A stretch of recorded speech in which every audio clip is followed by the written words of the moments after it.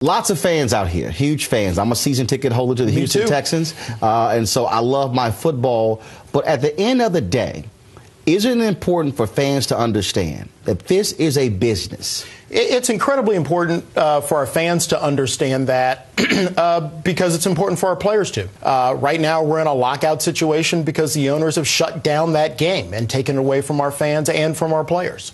What is really holding the two of you back? Right now, to be honest and truthful, the players are working out on their own.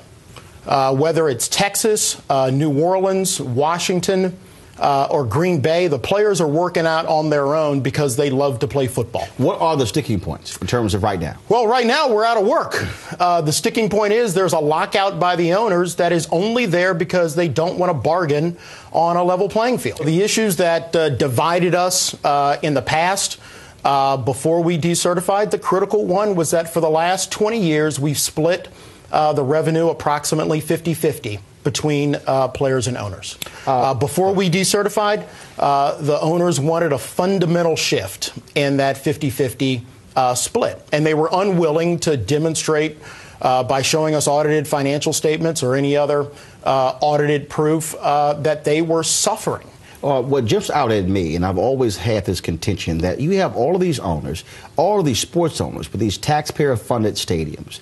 And when I start hearing people say, oh, we're losing millions and millions of dollars, the first thing that says to me is that, well, when you're losing millions of dollars in the business, well, what you typically do is you will cut expenses to try to sit here and balance it out. Or if need be, you sell your business.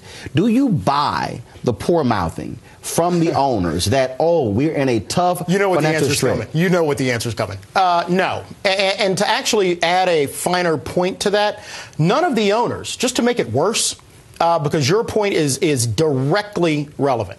To make it worse, not one owner has said that we're losing money. The National Football League has never come to the players and said teams are in financial extremis. The National Football League never came and said, wait a minute, we need to change something because football is going to end because we are economically unable to sustain our business model. Not one person from the National Football League has ever said that.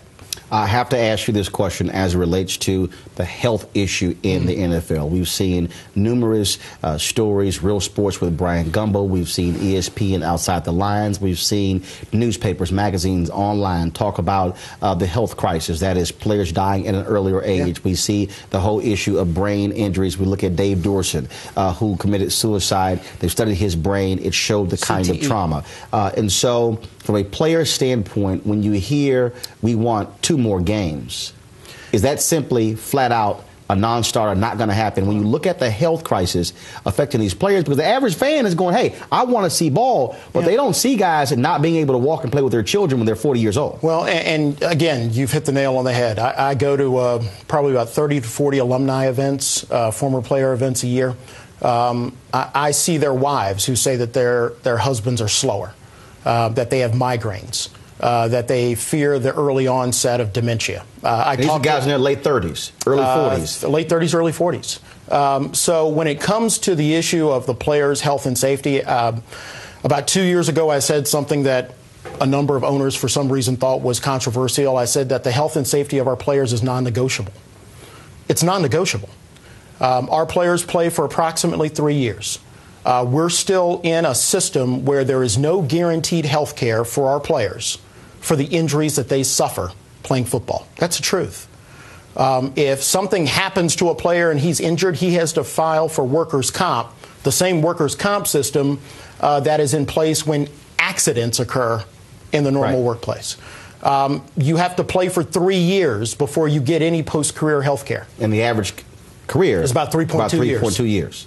So the issue of concussions, we've been very aggressive about taking our facts up on Capitol Hill. I think that was a game changer in the way in which the country perceived CTE and traumatic brain injury. When I took this job, the head of the NFL's concussion committee was a rheumatologist. So, look, we've done a lot together, I think, to make the game safer. Are we there yet? No. When negotiations broke down, The players had the position that we should be moving forward in the issues of health care, moving forward in the issues of pension, moving forward in making a safer game for one critical reason. I do not believe that there is, that you have to make a choice between a game that's fun and a game that's safe. That's a false choice. You can have a game that's fun and a game that is safe. You can have a game that takes care of the men who play this game. You can have a game that ensures that if they suffer injuries, they'll be taken care of down the road. But if we continue to believe that in that false choice, it's a disservice to the players who played. It's a disservice to the men who play. And it doesn't serve the men who are going to play this game. DeMaurice Smith, certainly good luck in the negotiations. Thank you. And like any football fan, I'm certainly hopeful we will see football this fall.